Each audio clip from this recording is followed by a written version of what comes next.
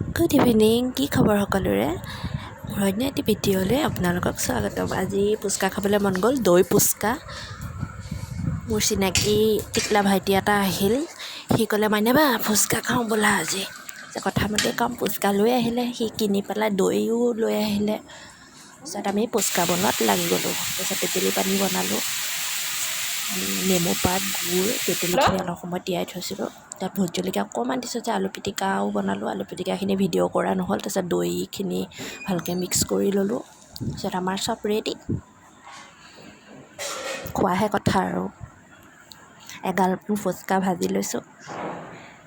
সি camera আগত নোলাই লাজ কৰে, পলাইছে।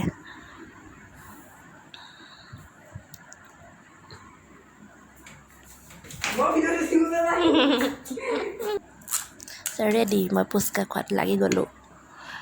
বনায়ো দিছোঁ চবকে, ঘৰৰ ভাইটিহঁতকো, দাদাহঁতকো, তাকো বনাই দিছোঁ, সৰু ভাইটিটোকো। মোৰ ফুচকা পাৰ্টনাৰকো বনাইছোঁ, মই নিজেও খাইছোঁ।